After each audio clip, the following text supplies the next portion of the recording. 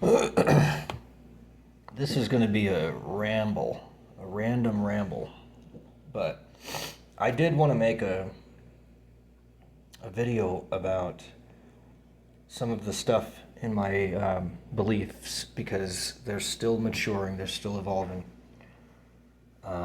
always. And I'm trying to get a broader, more integrated view of reality. And specifically, I saw something, what I, at first glance, and I still think most likely is just some kook, another rando, which I am too, until I can formalize everything, I'll remain a kook. But one of the things that struck me that he talked about that I thought was interesting, or that was said about him, I should say, that I thought was interesting was this idea about the past, the present, and the future all coexisting in one totality. And that has to be the case because for everything, there is all of it. So let's say, myself. Well, this is kind of like a set. There is one, all of me. So then, me when I was a baby, me when I'm an old man, and me now are all me. So there's a totality of all that is me. And if we attribute that to everything in the universe, every specific individual has a totality of themselves in all of space and all of time. And that includes their potentials that they could have manifested but just didn't. And then, and that goes into the cost of existence as well. There's an infinite number of deaths required for every birth and every life, and every moment in life costs an infinite number of lives, because every choice that we choose one thing to manifest and actualize here, for everything that manifests, there's an infinite number of not things that don't. Every time I make a choice, I sacrifice every other possible choice that I could have made. And in theory, I have an infinite number of choices. There's an infinite number of things that I could be doing at this present moment. And out of all those infinite things, I chose to do this one thing. And that's a great cost. And there's a sadness to this. There's an unfairness to this. There's a seeming injustice in existing because of that, because of the sacrifice of the potential for the actual. You get an infinite number of not things that die and can never be, so that a single one of those can be. And this is in contrast with the idea that there could just be one thing, or there could just not be anything, which would be fair. At least it would be equal. But instead, we have the worst case of existential inequality that could ever exist, an infinitude of despair for every one iota of joy. Because there's an infinite amount of not things in relation to every single thing. And that's a hell of a lot to throw away on anything, or even spend on anything. If there was a meal that cost every single other meal, such that only one meal could be eaten and everyone else had to starve, would it then not be fairer to just simply not have that meal? Wouldn't it just be fairer for no one to eat? And where you fall on that answer, that's how you're looking at existence. If you say, yeah, even though everybody else has to starve, that one meal, let's say we drew a lottery. I mean, this is so tiny. This is so much more fair than what existence is doing every time it exists. But picture that every one of us, 8 billion souls on this planet currently, has a plate of food in front of them. But only one of us may eat it. Everybody else has to starve. They have their food, but they're not allowed to eat it. They just have to stare at it. And they have to watch the one who does get to eat theirs. And they might even, if they so chose, get intimate knowledge of what it tastes like, what it smells like, what it feels like, what all of it, every iota of that experience could be known to them, let's say, through some simulation. But they can never actualize it. They only get access to it through that virtual reality. And you have to draw, let's say, a lottery to win just randomly. Because you can't really do anything about whether or not you eat. It's up to whatever, the hopefully equal chance that everyone has. So you draw lots. And if you happen to win, then you're the only one on the planet that gets to eat that meal. And if you don't win, which would be astronomically more probable, then you can only know that someone got to eat, but it wasn't you. And it probably wasn't even anyone that you knew. So you not only have to starve, but you have to watch your family starve. You have to watch your children starve. You have to watch your parents starve. You have to watch all your friends starve. And yet this one person gets to eat. Would it be more or less fair for that person to not have been able to eat either? Would it have been better if no one existed, if no one had any food, and no one got to eat, and we all just starved to death and got it over with, and that was it? Would that be more fair? Or would it be more fair that at least one of us got to eat something once? And if you say, yeah, it would be more fair for at least one meal to be served because one is greater than zero. It would be better because at least one person got to experience that. And it might even have been me, and it might have been my children. Could I take that away from them and say that they don't deserve to eat? So then you can argue that point. And you can also argue the opposite point and say how selfish that is. And not only that, but how stupid. That kid will grow up, sure, but who are they going to grow up with?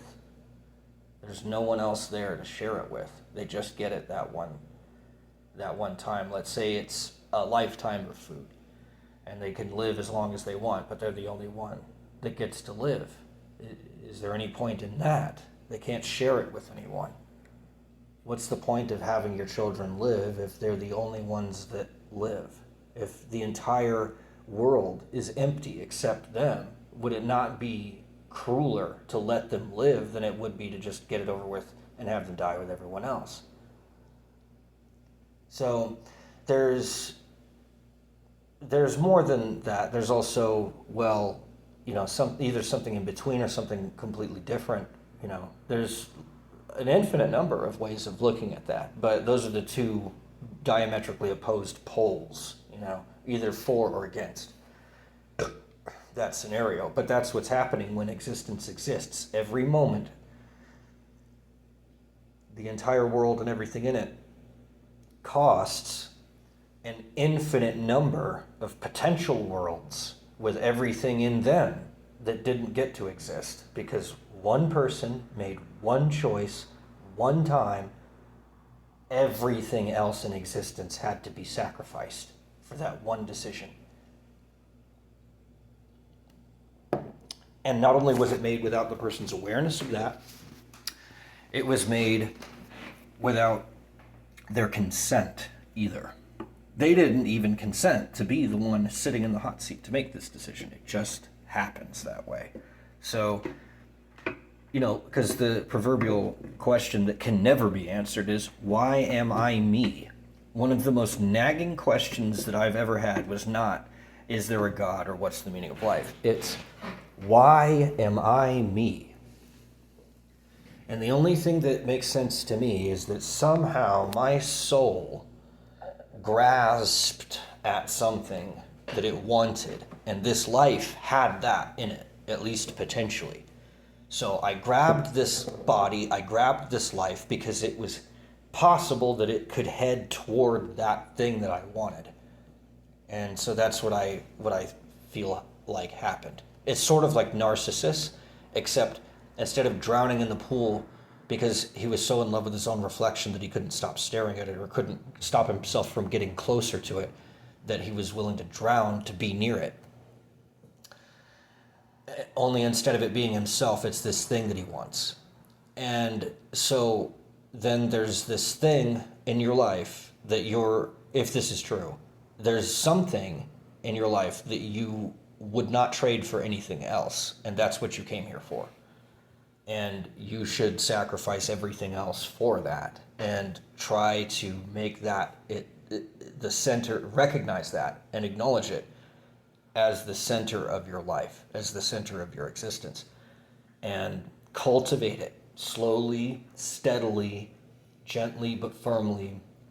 Cultivate it like a garden, and it will grow and grow and grow, or you'll get more and more close to it, etc. However you do that, because it might not be your kids, and it's okay if it isn't. It might not be your lover. It's okay if it isn't. It might not be your best friend or whatever. But there's something that you came here for, and if you fool yourself into thinking that it's something that it isn't, then you'll miss it, and then you won't get that fulfillment, and then you'll still want that same thing, but you'll come at it from a different angle, because you'll have experienced trying it one way, so then there's really no point in doing that again. You'll have learned from it something, and then you'll try from a different angle.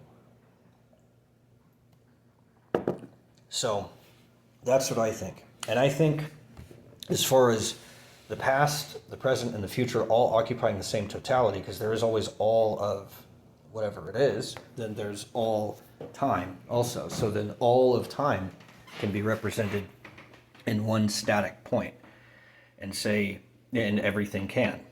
Whatever it is that you're naming, that's what that name is. It's the representation of everything that thing is related to, without it being all the relations. It's the thing that the source or the center of all those relations.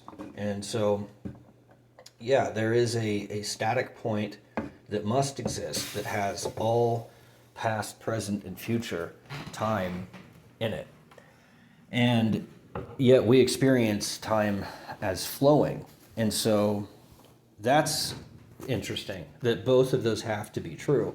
I'm feeling the time is going forward, that I'm progressing every moment steadily and consistently from the past toward the future through the present.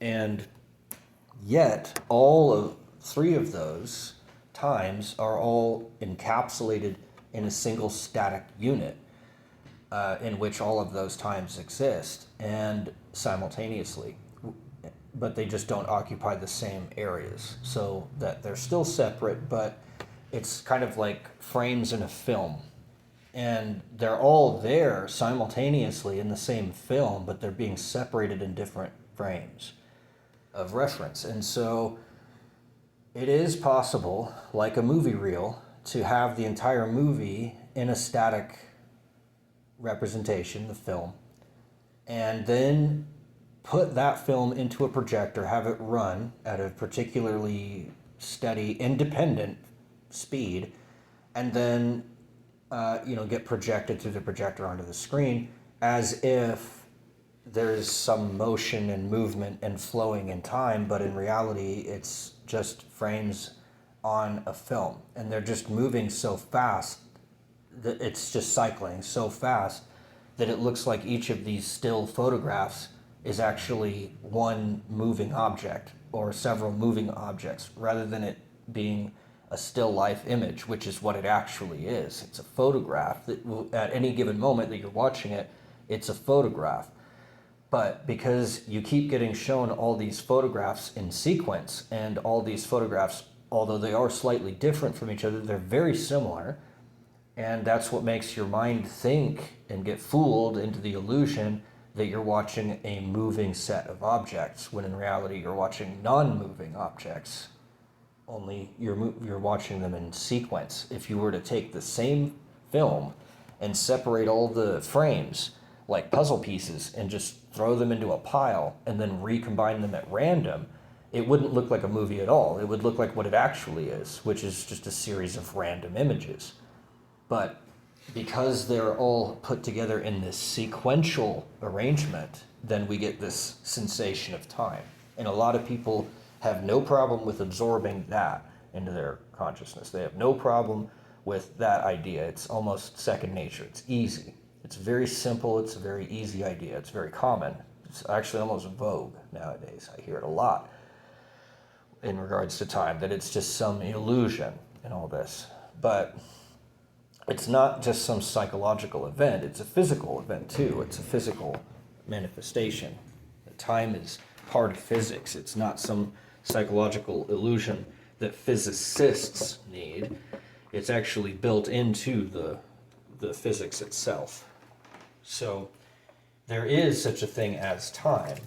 It's just the reason that I think that we feel like it's moving is because, again, we are actively making choices that sacrifice bits of potential existence in order to favor some other choice that we happen to make. Out of all the infinite possibilities, we only get to choose one actuality from an infinite array of possibilities. So that is being done in real time in my belief system. I don't believe that time is an illusion. I think that it is real. I think that it is something that we are actively partaking in, and it's not as passive as simply watching a movie on a reel. I don't take part in that view at all, because I find it too passive. It doesn't explain the ability that I have of choosing different choices given this movie reel. There's only the movie. The characters always look the same, move the same, act the same, say the same lines at the same times. There's no variation. There's no choice. There aren't real people in that movie. So it's very strange for me to think of it in that term, in that way. I don't agree with that view, and I've always felt like there's something wrong with that view.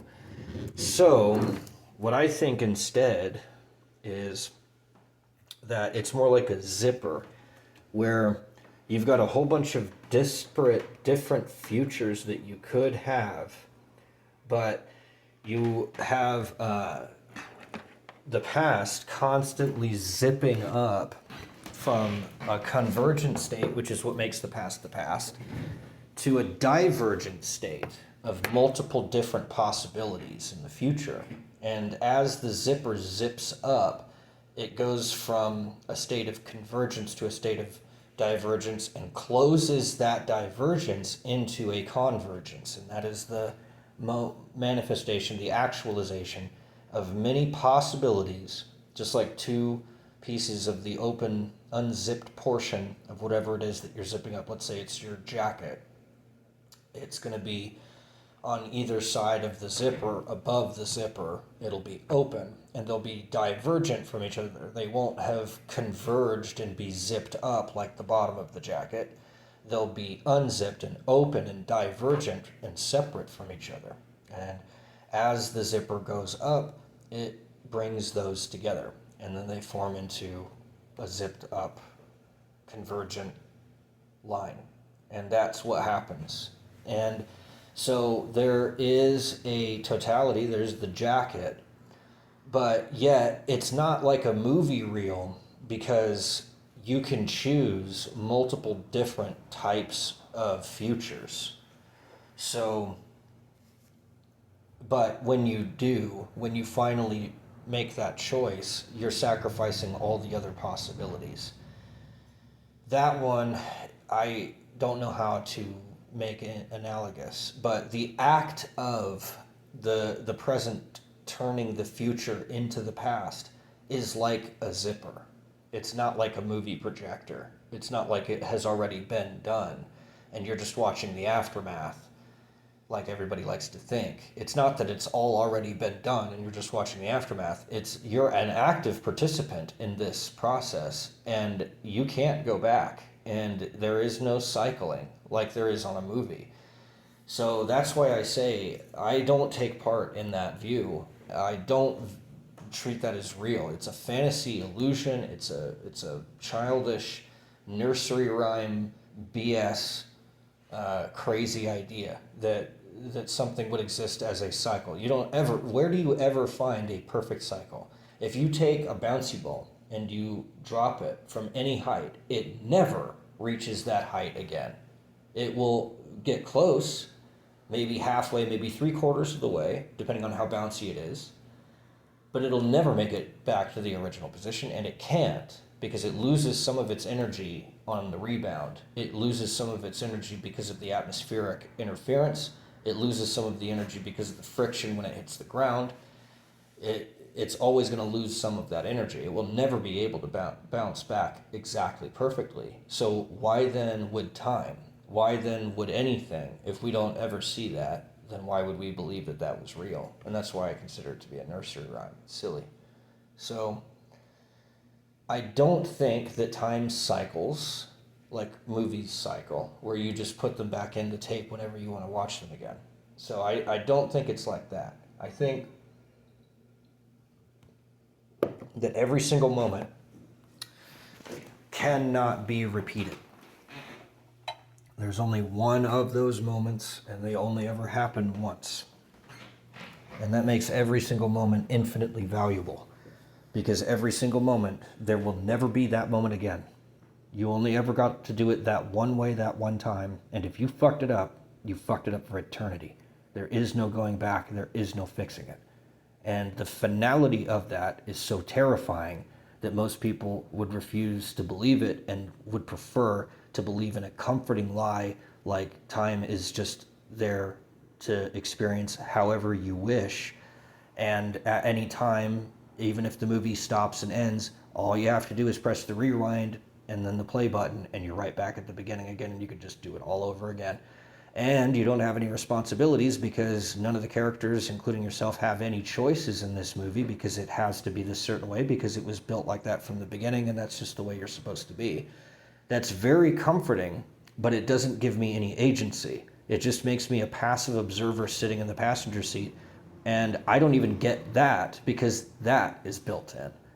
So I don't get to know that I'm in a movie while I'm in it. I still experience it as if it were real. And so I, like I said, understand that view, and it's very popular. It's very vogue. A lot of people really like that idea because it's comforting. But for every reason that it is comforting is the very reason that I find it to be erroneous. And I can't believe in it for the same reason that other people want to. It's because I don't believe in a comfortable universe. I don't believe in a comfortable existence. I believe in a very uncomfortable, very extremely, excruciatingly costly, expensive, rare, and beautiful universe that is irreplaceable in value, and that it never has or ever will get every ounce of appreciation that it deserves because its value is infinite, and yet we are finite. And so we can't appreciate those moments, regardless of how costly they are.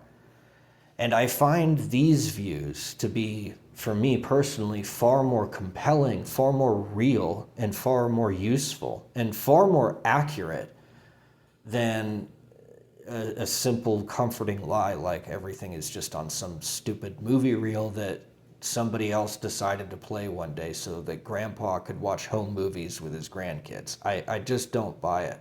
It's too comfortable. It's too happy. It's too perfect. There's not enough drama and trauma in there for me.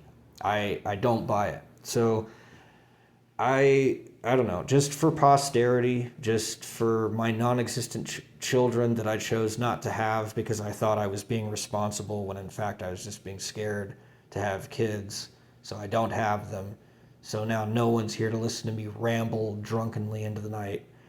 So, for whoever is unfortunate enough to have to be sitting through archaeological studies, this is for you. Everything that I have ever done in my entire life is an error and cost everything else.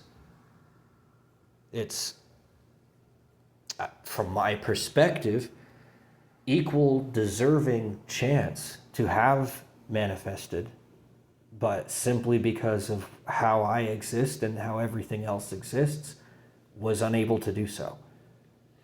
You're welcome. You're welcome.